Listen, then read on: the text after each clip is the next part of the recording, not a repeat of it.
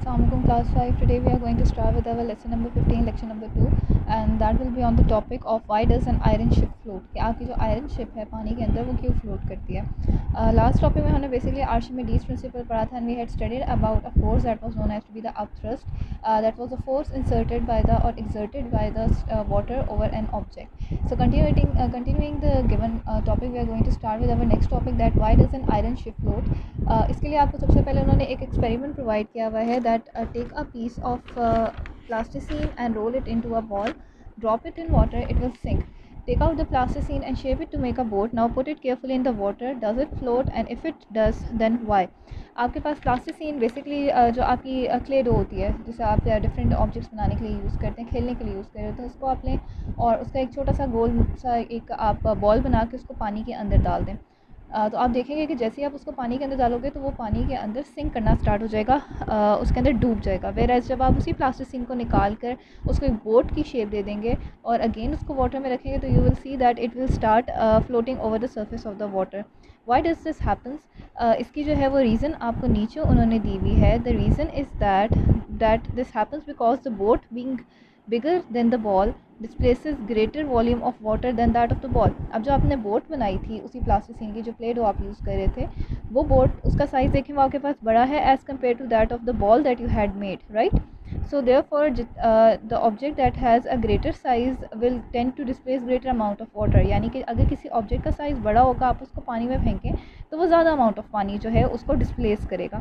It means कि upthrust on the boat is therefore more than that of the plasticine. इसका मतलब क्या हुआ कि आपका जो अपथ्रस्ट इस बोट के ऊपर लग रही है वो ग्रेटर है then the upthrust that is acting over that stone. हमने क्या पढ़ा था कि जो हम उस वक्त भी पढ़ रहे थे, पिछले टॉपिक में भी हमने यहाँ पढ़ा था, यहाँ पर अगेन आपके पास पॉइंट आ जाता है कि ग्रेटर साइज़ है किसी भी ऑब्जेक्ट का, greater size of an object. If you have a greater size of object, greater will be the upthrust, उतना ही ज़्यादा अपथ्रस्ट लगेगी और आपका जो ऑब्जेक्ट है दैट विल फ्लोट. ऑब्जेक्ट आपका फ्लोट करना स्टार्ट हो जाएगा, यानी कि तैरना स्टार्ट हो जाएगा. यहाँ पर जो आपकी प्लास्टिसिन की बोट थी, इसका साइज़ ग्रेटर था then that of that plasticine ball. Therefore जब उसको हमने पानी में डाला तो उसने greater amount of water displace किया, जिसकी वजह से ग्रेटर अपथ्रस्ट लगेगी, यानी वो फोर्स जो वाटर इस बोट के ऊपर अप्लाई करेगा वो ज़्यादा होगी.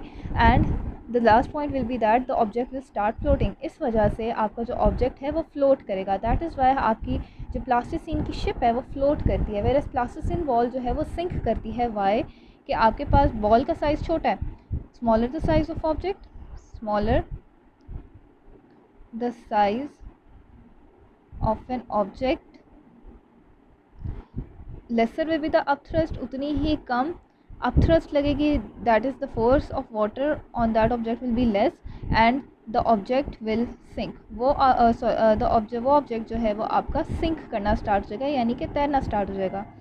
सो आपके पास यहाँ पर उन्होंने यही बात लिखी हुई है कि आपका जो बोट है वो फ्लोट क्यों करती है, वेयर आपका स्टोन जो है वो सिंक क्यों कर जाता है. This happens because boat being greater और bigger in size then the ball displaces greater volume of water than the ball and therefore the upthrust on boat is there more than that of the plasticine ball.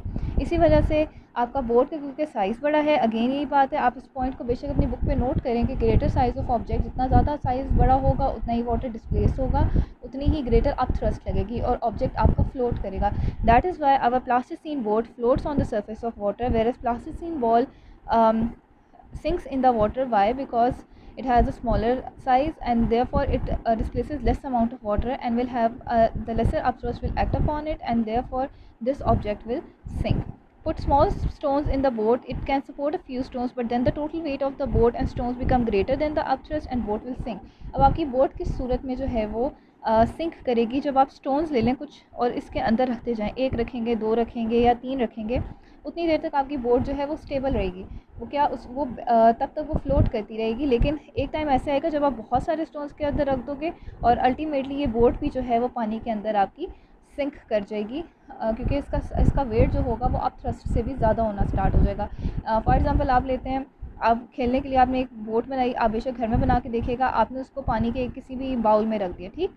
अब आप ऊपर रखते हो तो वो तो float करती रहती है, मतलब वो आराम से इधर से उधर मूव करती रहेगी. आप क्या करें, उसके अंदर कोई बाहर से स्टोन्स या छोटे छोटे उनको डालना शुरू करें. थोड़ी देर बाद आप देखोगे कि जब साइज बहुत ज़्यादा स्टोन्स हो जाएंगे, जब इसका वेट बहुत ज़्यादा हो जाएगा, तो ये बोट भी आपको सिंक करती हुई उस बाउल के अंदर नज़र आएगी। सो ये पॉइंट आपने यहाँ पर याद रखना है कि जितना ऑब्जेक्ट का साइज़ ग्रेटर होगा, उतनी ही ग्रेटर आप थ्रस्ट होगी और उतना ही ज़्यादा आपका ऑब्जेक्ट फ्लोट करेगा।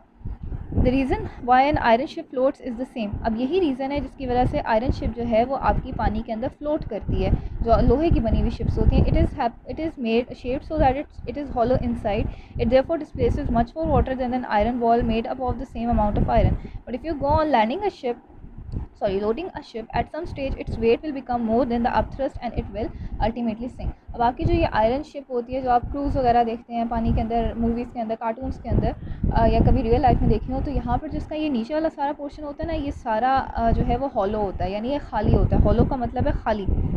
हॉलो हम कहते हैं खाली को, खाली होता है, ये सिर्फ आयरन का बना हुआ होता है। और अगर जब इसको हम वाटर के ऊपर रखते हैं तो ये अल्टीमेटली फ्लोट करती है। दैट इज़ वाई ये मूव करती जाती है from one place to another place. लेकिन अगर क्या करें, आप आहिस्ता आहिस्ता करके इसको भी लोड करना स्टार्ट कर दें, यानी तो नीचे भी आप बहुत सारे लोग बिठा लें या बहुत सारा सामान रख दें, तो इस जगह का भी पूरा वेट ज़्यादा होना स्टार्ट हो जाएगा। एंड देयरफॉर अपथ्रस्ट जो है वो इसका weight ultimately greater than that of upthrust हो जाएगा, और ये भी आपकी क्या है, शिप जो है वो सिंक करना स्टार्ट हो जाएगी। तो जितनी देर तक इसके नीचे पोर्शन सारा हॉलो रहेगा, उतनी देर तक ये शिप आपकी फ्लोट करती हुई आपको नज़र आएगी।